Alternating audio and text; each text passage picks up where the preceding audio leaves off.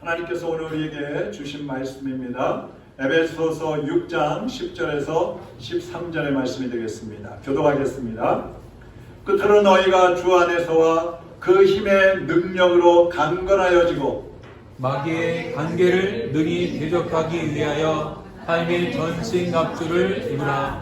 우리의 씨름은 혈과 육을 상대하는 것이 아니요 통치자들과 권세들과 이 어두움의 세상 주관자들과 하늘에 있는 악의 영들을 상대함이라. 그러므로 삶의 전신갑주를 세라. 이는 악한 날에 너희가 능히 대적하고 모든 일을 행한 후에 서기 위함이라. 아멘. 하나님 아버지, 오늘도 주님의 말씀을 들고 섰습니다. 주의 종을 붙잡아 주시고 오늘도 진리와 생명의 말씀이 선포되게 하여 주옵시고 살아온 동력 있는 말씀이 선포되어서 우리의 심령이 예수 그리스도 안에서 무장되어지고 새로워져서 하나님의 자녀로 살게 하여 주옵시고 영적 승리자들로 살아가게 하여 주시옵소서. 하나님의 자녀들의 마음 생각을 온전히 주장하여 주옵시고 주님께 온전히 집중된 시간이 되게 하여 주옵소서. 예수 그리스도의 이름으로 기도하옵나이다. 아멘. 아멘. 승리하는 전쟁, 이런 제목으로 말씀을 드리겠습니다. 이제 내일 모레가 6.25 전쟁이 일어난 지 74주년이 되는 날입니다. 6월 25일 이 전쟁, 6.25 전쟁은 너무나 많은 피해를 입혔습니다. 세계 1차 대전 때에 그 전쟁에 참전한 나라가 11개국 나라인데 우리나라 6.25 전쟁 때에는 한국, 북한, 중공, 미국을 포함해서 19개국이 참전을 했습니다. 1950년 6월 25일 날 주일날이에요. 주일 새벽에 소련제 탱크 500대를 앞세우고 북한이 우리나라를 남침을 하죠. 이 전쟁에서 수많은 피해가 있었는데 400만 명이 넘는 사람들의 인명피해가 있었습니다. 400만 명. 그리고 2122개의 교회가 파괴가 되었고요. 535명의 목회자들이 학살이 되었습니다. 그리고 수많은 성도들이 또 생명을 잃게 되는 그러한 전쟁이었습니다. 여러분, 지금도 세계에서 공식적으로는 러시아와 우크라이나 그리고 이스라엘과 팔레스타인 전쟁이 계속되고 있습니다. 근데 이것은 눈에 보이는 전쟁일 뿐이지 보이지 않는 전쟁도 너무나 치열하게 전개되고 있는 것을 우리는 알아야 됩니다.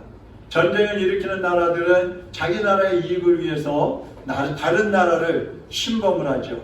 그래서 강대국들은 자기들의 이익을 위해서 약소국가들을 무력으로 침공하기도 하고 또 무역 전쟁을 하기도 하고 과학이나 지식이나 이런 발달된 그런 기술들을 가지고 전쟁을 일으키고 있습니다.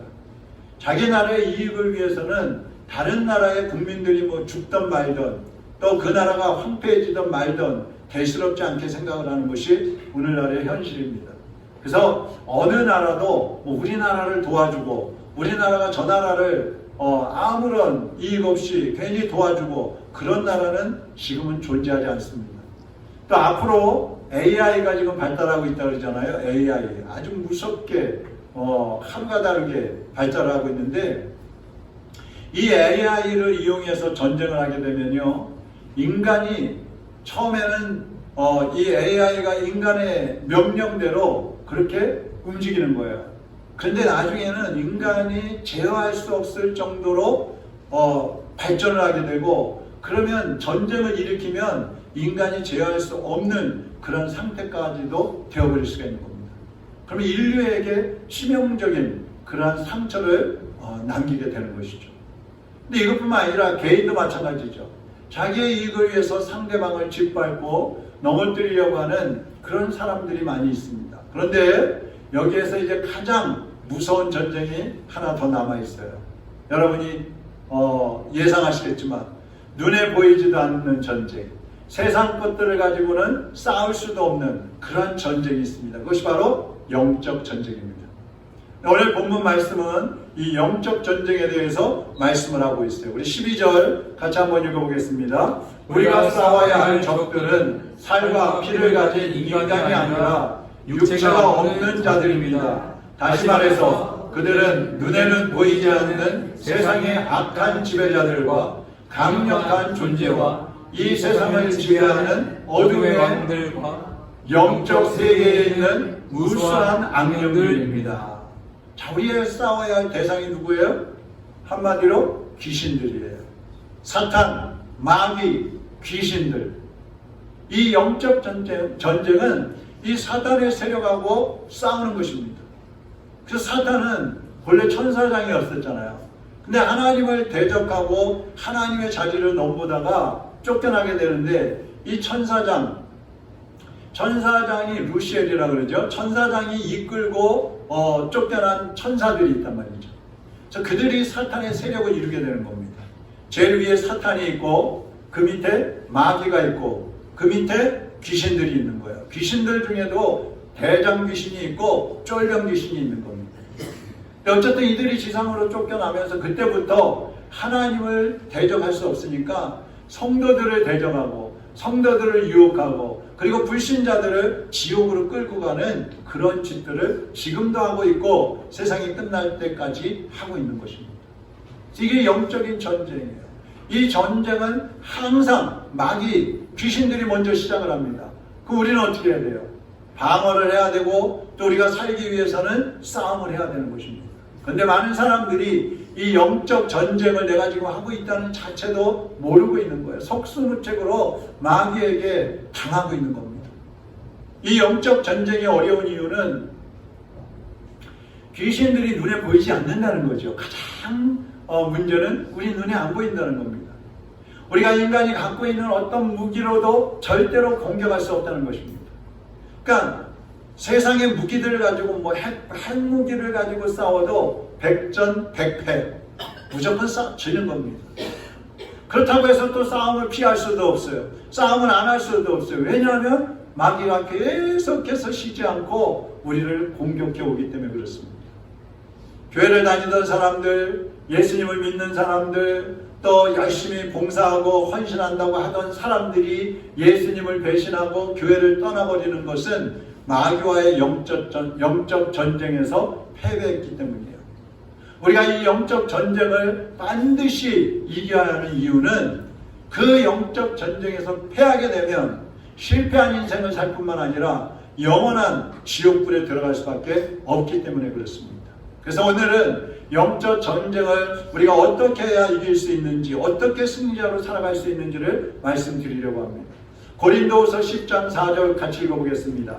우리의 싸우는 무기는 육신에 속한 것이 아니요 오직 어떤 견고한 진도 무너뜨리는 하나님의 능력이라. 아멘. 우리의 무기는 뭐예요? 하나님의 능력입니다. 이 영적 전쟁은 하나님의 능력으로라야 이길 수가 있는 거예요. 아멘. 그렇기 때문에 예수님이 함께 주셔야만 영적 전쟁에는 승리할 수 있는 것입니다. 이스라엘 나라와 블레셋이 전쟁을 하고 있을 때 블레셋의 장군이 골리앗이었어요.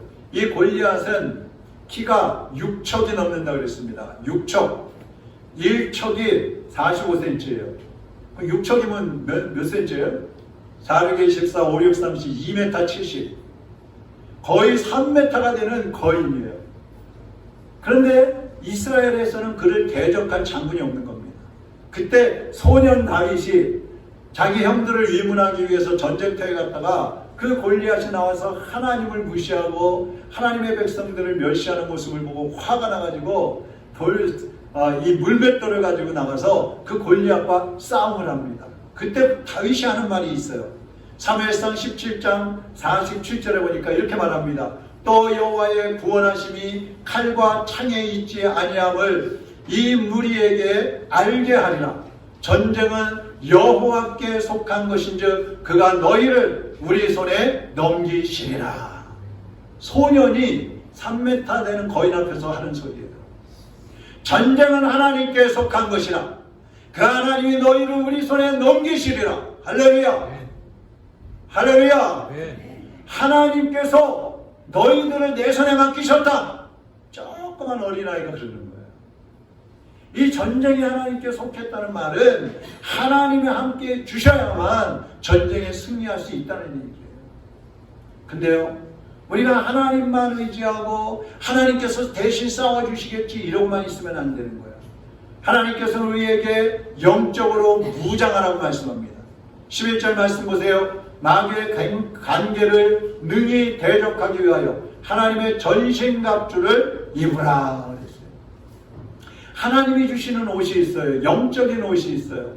영적인 무기가 있어요. 그것을 전신갑주라고 합니다. 한번 따라합시다. 전신갑주. 전신갑주. 이 세상의 싸움도요, 내 전신을 감싸지 않으면요 어떤 피해를 입을지 몰라요. 적들이 틈을 엿봐가지고 공격을 한단 말이죠. 마귀는요 아주 간사해요. 사람들을 아주 속이는데 능숙합니다. 그런 놈이기 때문에 이 영적인 틈을 타는 거죠. 틈을 보는 거예요. 저 사람에게 틈이 뭐가 있나? 임석빈에게 가장 약점은 무엇인가? 박종준에게 가장 약점은 무엇인가? 저 로덴교회 성도들이 가지고 있는 약점이 무엇인가? 그것을 파악을 하는 겁니다. 잘 알고 있어요. 그래서 우리가 전신갑주로 온 몸을 보호하지 않으면 마귀의 공격에 속수무책으로 넘어질 수밖에 없다는 것입니다.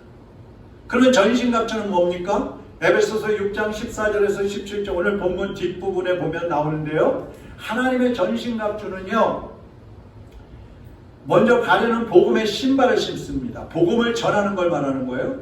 그리고 허리에는 진리의 말씀으로 허리띠를 삼습니다. 그리고 가슴에는 의의 흉배를 붙입니다. 그리고 한 손에는 마귀가 불화살을 쏠 때 막아내는 믿음의 방패를 들고, 머리에는 구원의 투구를 쓰고, 그리고 또 한 손에는 성령의 검인 하나님의 말씀을 든다 그랬어요. 그러니까 앞에 것들은 다 방어하는 무기예요. 방어하는 무기. 공격 무기는 하나밖에 없어요. 그게 뭐예요? 성령의 칼, 검이라는 겁니다. 하나님의 말씀이라는 겁니다. 전쟁은요, 우리가 방어만 한다고 해서 이길 수 없어요. 아무리 방어하는 기술이 발달했다고 할지라도 적들이 막 공격하는 미사일을 쓰고 대포를 쓰고 핵폭탄을 쓰고 그러는데 막아낼 수가 없는 겁니다. 싸워야 되는데 그 싸우는 유일한 영적인 무기는 성령의 검이라고 그랬어요. 하나님의 말씀이라고 그랬어요. 그러면 이 말씀을 가지고 어떻게 우리가 공격을 해야 되는가? 마귀를 어떻게 공격할 수 있느냐? 첫 번째는요, 담대하게 선포하는 겁니다. 우리는 못하지만 하나님의 말씀은 살아있고 운동력 있는 말씀이라고 그랬거든요. 그러니까 이 말씀을 담대하게 선포를 하는 거예요. 그리고 두 번째는 그 말씀을 지켜 행하는 것입니다. 공격을 어떻게 해요? 말씀을 지켜 행하는 거예요. 순종하는 거예요. 복종하는 게 공격하는 거예요. 여러분, 이상하지 않아요? 마귀는요, 기도하는 사람을 무서워하지 않습니다. 전도하는 사람, 헌금 많이 하는 사람, 교회에서 봉사 많이 하는 사람, 그런 사람들 무서워하지 않아요. 마귀가 가장 무서워하는 사람이 있어요. 어떤 사람일까요? 한번 따라하겠습니다. 말씀을 지켜 행하는 사람. 순종하는 사람을 마귀가 가장 무서워하는 거예요. 아멘. 순종하는 사람은요, 물불을 가리지 않아요. 순교하는 것도 두려워하지 않아요. 핍박받는 것 두려워하지 않아요. 왜? 하나님 말씀에 순종한 죽을 각오가 되어 있기 때문에. 하나님이 어떤 말씀을 하시든지 그대로 할 각오가 되어 있기 때문에 무서울 게 없어요. 그러니까 마귀는 제일 무서워하는 사람이 순종하는 사람이에요. 예레미야 11장 4절을 보면요, 내가 이르기를 너희는 내 목소리를 순종하고 나의 모든 명령을 따라 행하라. 그리하면 너희는 내 백성이 되겠고 나는 너희의 하나님이 되리라. 여러분이 말씀에 순종하고 하나님 말씀을 지키는 데 힘을 다하면 하나님께서 여러분의 하나님이 되어주신다는 거예요. 하나님께서 우리 편이 되어주신다는 거예요. 하나님이 우리 편이 되신다는 말은 뭐예요? 전쟁을 하면 백전백승이 되는 겁니다. 할렐루야! 인생에 어떤 문제나 어떤 고난이 와도 하나님이 함께 하시면 능히 이길 수 있는 거예요. 능히 회복할 수 있는 겁니다. 그래서 정말 하나님을 전적으로 믿고 하나님 말씀대로 사는 사람들은 어떤 고난이나 핍박이 와도 두려워하지 않아요. 주저하지 않아요. 좌절하지 않습니다. 하나님의 전신갑주는 여러 가지가 있었지. 아까 우리가 봤죠. 복음의 신발, 진리의 허리띠, 의의 흉배, 믿음의 방패, 구원의 투구 많이 있었잖아요. 근데 그 모든 전신갑주를 대표하는 두 가지 무기가 있다면 첫 번째는 믿음의 방패이고 두 번째는 성령의 검, 하나님의 말씀입니다. 마귀가 시험에 불화살을 쏘고 유혹의 대포를 쏘고 핍박의 미사일을 쏠 때에 믿음의 방패를 가지고 있으면 그것을 막아낼 수 있어요. 근데 방패가 없으면, 믿음의 방패가 없으면 맞아 죽는 겁니다. 믿음의 방패가 있는 사람은 그것을 막아내는데 여러분 막아내기만 하면 안 되잖아요. 공격을 해야 되잖아요. 마귀는 우리가 막으면 막을수록 계속 틈을 엿보면서 공격을 합니다. 그때 필요한 무기가 바로 성령의 검, 하나님의 말씀인 것입니다. 이 진리의 말씀이 있어야 마귀를 물리칠 수가 있는 거예요. 여러분은 하나님의 말씀으로 무장되어 있습니까? 다시 말하면 여러분은 하나님의 말씀에 순종하고 있습니까? 말씀을 지켜 행하고 계십니까? 하나님의 말씀이 깨달아졌을 때에 그 말씀을 지키기 위해서 어떤 희생도 각오하고 있습니까? 그렇다면 마귀는 여러분을 무서워해요. 그것이 바로 마귀를 공격하는 거예요. 믿음의 방패로 막아내고 말씀의 검으로 공격하면 그 사람은 반드시 승리하는 것입니다. 민수기에 보면요, 발람이라는 이 점쟁이가 나와요. 거기는 이제 선지자라고 이렇게 나오는데 하나님의 선지자가 아니에요. 점쟁이에요.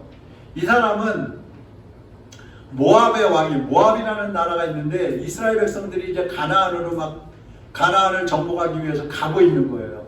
그러다가 모압 땅 앞에까지 온 겁니다. 근데 이 모압의 왕이 위기를 느껴가지고 이 발람 점쟁이를 찾아가가지고 우리나라를 위해서 저 이스라엘을 좀 저주해 주십시오. 와서 좀 저주해 주십시오 그러는 거예요. 근데 이 발람도 하나님을 알고는 있기 때문에 하나님 앞에 갈까요 말까요 그래요.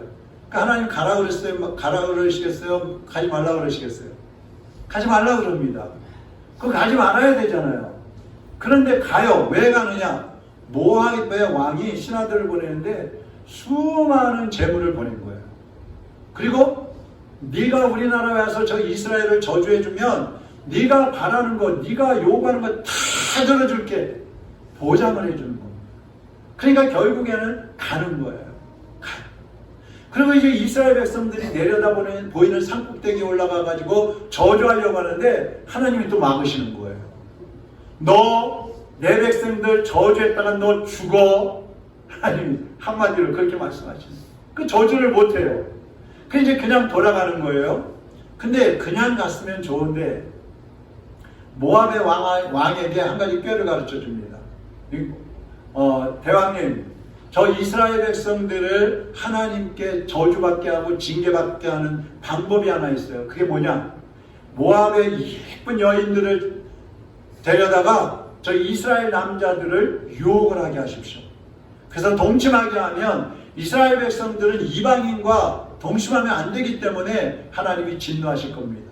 그래서 모압의 왕이 여인들을 보내가지고 이스라엘 백성들을 유혹을 하는 거예요. 이스라엘의 많은 남자들이 거기 유혹에 넘어가지고 이 모압의 여인들과 동침을 합니다. 이 사건으로 하나님이 진노를 하시는 거예요. 지금 젖과 꿀이 흐르는 가나안 땅으로 들어가게 하기 위해서 인도해주고 계시는데 중간에서 이방 여인들, 우상을 섬기는 사람들과 접하게 되니까 하나님이 진노를 하셨어요. 그래서 이스라엘에 전염병이 도는데 24,000명이 그때 죽습니다. 근데요, 이후에 이제 이스라엘 백성들이 가나안을 정복을 하는데요, 가나안을 정복하고 하면서 들어갑니다. 그리고 가나안 사람들을 이제 진멸하는데 거기까지 누가 따라왔느냐 하면 이 발람 점쟁이가 따라온 거예요. 그때까지 살아있는 거예요. 이 사람도 그때 죽임을 당합니다.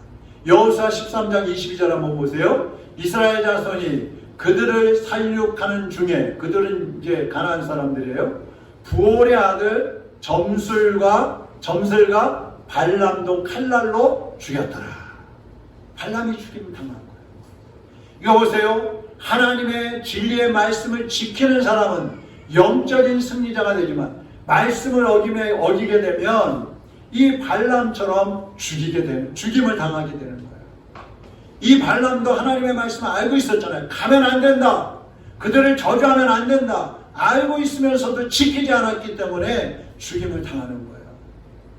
우리가 하나님의 전신갑주를 입고 영적 전쟁에 승리할 수 있는데, 우리가 하나님의 말씀을 가지고 있고 전신갑주로 무장하고 있다고 하면서도, 예수님을 믿는다고 하면서도 하나님 말씀을 행하지 않고 내 생각과 내 이익과 내 욕심을 따라가게 된다면 우리는 영적인 전쟁에 패배할 수밖에 없단 말입니다.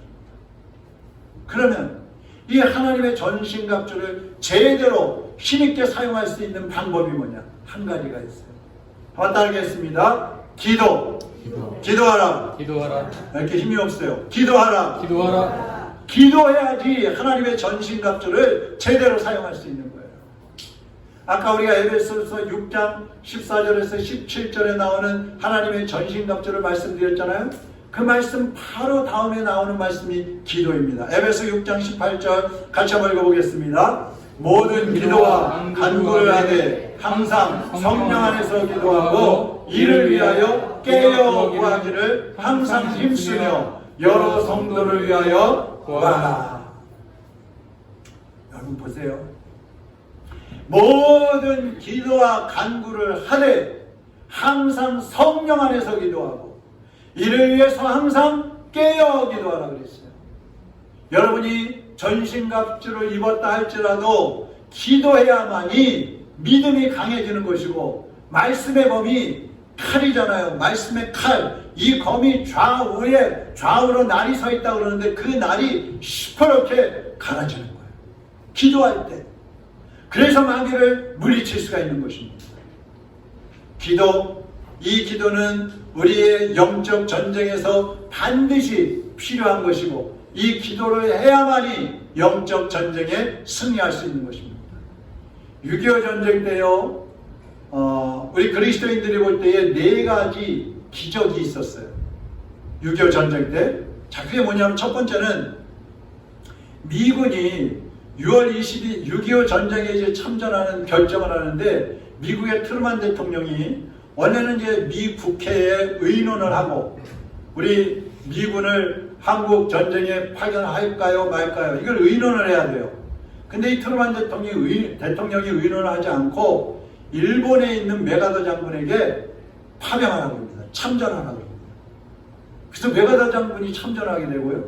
두 번째는 낙동강에 장마전선이 내려왔어요. 그래서 30일 동안 그 장마전선이 낙동강에 쫙 퍼져 있어가지고 북한 폭격기들이 공격을 못했다는 거예요. 그래서 그 낙동강 이남을 지킬 수 있었다는 거예요. 세 번째, 메가더 장군이 이제 인천 상륙 작전을 했잖아요. 근데요, 이 인천 상륙 작전을 하는데 성공할 확률이 2%밖에 안 됐대요. 2%. 실패할 확률이 98%. 근데 성공을 했어요, 못했어요? 성공을 했어요. 인천의 자유공원에 가면은요, 메가더 장군상이 서 있어요. 이 메가더는요, 도저히 아무리 계산을 해봐도 성공할 수가 없는 거예요, 이 작전을. 그래서 어떻게 했겠어요? 하나님께 기도했어요. 이분이 그리스도인이거든요.